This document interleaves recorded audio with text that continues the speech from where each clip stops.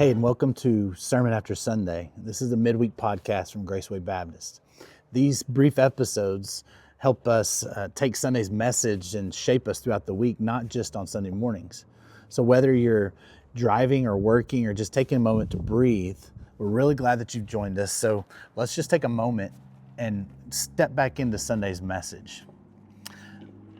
On this past Sunday, March 1st, my 50th birthday, I talked about James chapter 3, verses 1 through 18 on how the words reveal our heart. And today we're diving back into these verses. And James is talking about something that's really small but incredibly powerful, our words.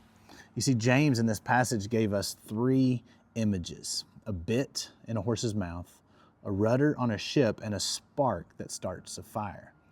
Small, all of them small, and yet all pivotal. Let me explain, or let me give you a modern picture. Have you ever been driving somewhere and you made one small turn, that one little wrong turn, and you barely even noticed it, but 5 minutes later, you're nowhere near your intended location? Maybe the GPS starts saying, recalculating. You know, that one small turn changed your entire destination. Well, that's what James is saying here about our words. They're small, directional decisions. A sarcastic comment, sharp tone, a careless exaggeration, a piece of gossip. It may feel minor at the moment, but recalculates our relationships. You see, James says that the tongue directs like a rudder. You know, like ships don't turn by accident. They turn because something small beneath the surface shifted directions. And that's the key, beneath the surface. You see, because often words that shape our lives aren't public speeches. They're quiet sentences at home.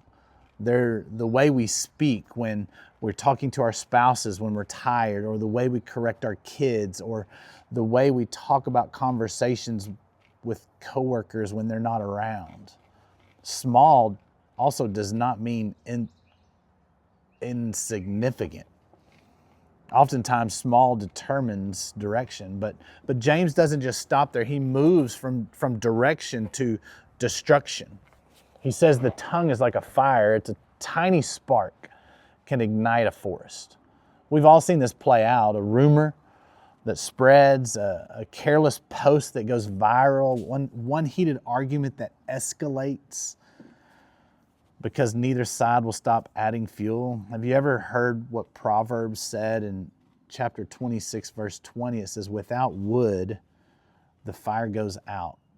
Without gossip, conflict dies down. No fuel, no fire. Sometimes the most spiritual thing you can do is to not say the next sentence. You see, James then even says something stronger. He says, no human being can tame the tongue. That's humbling. You can train animals, you can build habits, but willpower alone will not fix your speech. Why? Because the tongue is not just a behavior problem, it's a heart problem. James asks a question in this passage. He says, can a fig tree produce olives, or can fresh water flow from a salt water? Can they flow from the same spring? And he says no, because what comes out is determined by what's inside. Let me put it this way. When life squeezes you, what spills out? If anger spills out consistently, anger was already inside. If bitterness spills out, bitterness was already present. You see, Jesus says in the Gospel of Matthew that out of the abundance of the heart, the mouth speaks. Catch this. The spill reveals the fill. So here's the reflection question for today. Where are your words leading you?